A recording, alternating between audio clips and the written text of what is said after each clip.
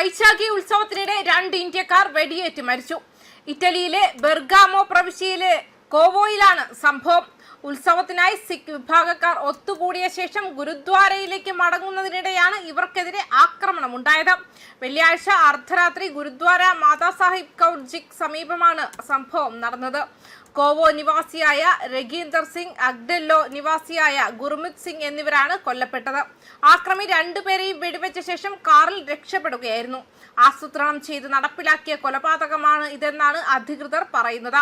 സംഭവത്തിൽ കൂടുതൽ അന്വേഷണം നടത്തിവരികയാണെന്നും പോലീസ് അറിയിച്ചിട്ടുണ്ട്.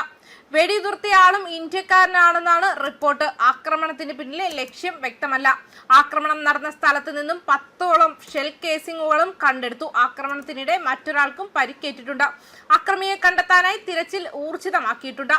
അതേസമയം തീവ്രവാദത്തെ സമഗ്രവും സുസ്ഥിരവുമായ രീതിയിൽ ചെറുക്കുന്നതിനുള്ള സംയുക്ത പ്രതിബദ്ധതയ്ക്ക് അനുസൃതമായി തീവ്രവാദത്തിനുള്ള ധനസഹായം തടയുന്നതിനുള്ള ഇന്ത്യ ഇറ്റലി സംയുക്ത സംരംഭം വേഗത്തിൽ നടപ്പിലാക്കാൻ ഇരുപക്ഷവും സമ്മതിച്ചിരുന്നു.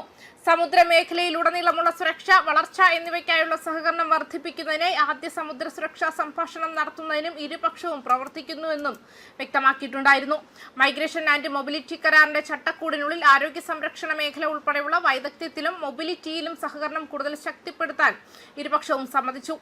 യോഗത്തിനായി വിദേശകാര്യ മന്ത്രാലയ സെക്രട്ടറി സിബി ജോർജ് ആയിരുന്നു നയിച്ചത്. ഇറ്റലിയുടെ വിദേശകാര്യ അന്താരാഷ്ട്ര സഹകരണ മന്ത്രാലയത്തിലെ ആഗോളവൽക്കരണത്തിന്റെയും ആഗോള പ്രശ്നങ്ങളുടെയും director general ambassador Nicoletta Bombardier Italian പ്രതിനിധി സംഘത്തെ നയിച്ചിരുന്നു. ഇരു രാജ്യങ്ങളും തമ്മിലുള്ള പതിവ് ഇടയ്ക്കിടെയുള്ള ഉന്നതതല ഇടപെടലുകളുടെ പശ്ചാത്തലത്തിലാണ് വിദേശകാര്യ ഓഫീസ് കൺസൾട്ടേഷനുകൾ നടത്തിയത്.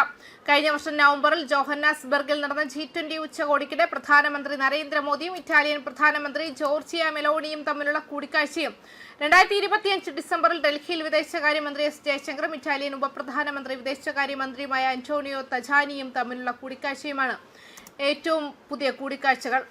ഇന്ത്യ ഇറ്റലി ഉഭയകക്ഷി ബന്ധം ഉയർന്ന പാതയിലാണ്. പതിവ് ഉന്നതതല ഇടപെടലുകൾ, മന്ത്രിതല സംഭാഷണങ്ങൾ, സ്വകാര്യ മേഖലാ തലത്തിൽ വളർന്ന ഇടപെടലുകൾ എന്നിവയിലൂടെ ഇന്ത്യ ഇറ്റലി തന്ത്രപരമായ പങ്കാളിത്തം കൂടുതൽ ആഴത്തിലാക്കുന്നതിനായി എല്ലാ മേഖലകളിലും സംയുക്ത തന്ത്രപരമായ പ്രവർത്തന പദ്ധതി സമയബന്ധിതമായി നടപ്പാക്കുന്നതിനായി വ്യാപാരം, നിക്ഷേപം, പ്രതിരോധം, ശാസ്ത്രം, സാങ്കേതികവിദ്യ എന്നിവയിലെ സ്ഥാപന സംവിധാനങ്ങളുടെ പതിവ് യോഗങ്ങൾ ഉൾപ്പെടെയുള്ള തുടർച്ചയായ ഇടപെടലുകൾ ഇരുപക്ഷവും പ്രതീക്ഷിച്ചിരുന്നു.